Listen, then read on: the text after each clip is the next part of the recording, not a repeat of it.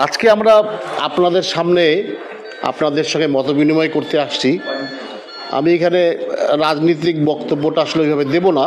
কেন আপনাদের সঙ্গে আমরা মতবিনিময় করতে আসলাম, এখানে আমরা আপনাদেরকে দল মত নির্বিশেষে কিন্তু আপনাদের এখানে ডাকা হয়েছে।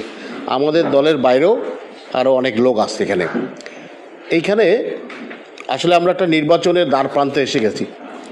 এই নির্বাচন নিয়ে আমাদের অনেক ভাবনা আছে। আমরা একটা পরিস্থিতির পরিবর্তিত পরিস্থিতিতে আমরা সম্মুখীন হয়েছি। যারা আমরা রাজনীতি করি এবং যারা আমরা জনপ্রতিনিধিত্ব করি, তারা একটা পরিবর্তিত পরিস্থিতিতে আমরা সম্মুখীন হয়েছি।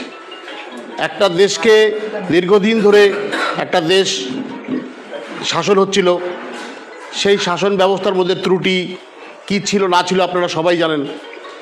তো একটা কথা রাজনৈতিক অঙ্গনে আছে যে আসলে একটা দলের, বিশেষ করে আওয়ামী লীগের রাজনৈতিক চ্যাপ্টার কিন্তু ক্লোজ হয়ে গেছে বাংলাদেশে। এই মুহূর্তে আর রাজনৈতিকভাবে আওয়ামী লীগ রাজনীতি করতে পারবে কি না, এইটা জনগণ সিদ্ধান্ত নিয়ে নিয়েছে। তো আপনারা জনপ্রতিনিধি হিসাবে বিভিন্ন গ্রামে গঞ্জে কাজ করেন, তার মধ্যে আপনারা গোরগ্রাম ইউনিয়নে কাজ করেন।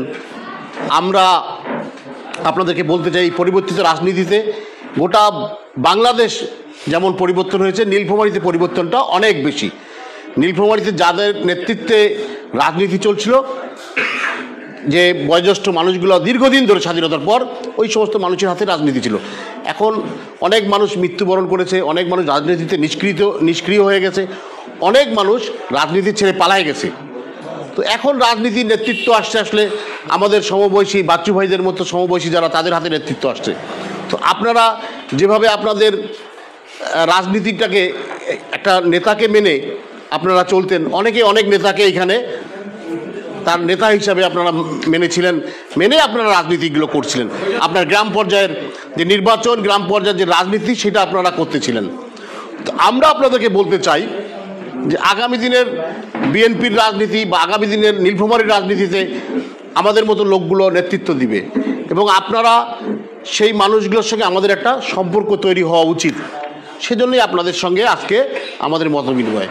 এবং এটার আরেকটা মূল উদ্দেশ্য হলো আমাদের যে আগামী দিনের যে জাতীয় সংসদ নির্বাচন, সেই সংসদ নির্বাচনে আমাদের জেলা বিএনপির পক্ষ থেকে আমরা যাকে আমাদের প্রিয় নেতা তারেক রহমান, ওনাকে এক প্রকার আশ্বস্ত করেছে যে উনি আমাদের এখানকার ধানের শীষের কাণ্ডারি।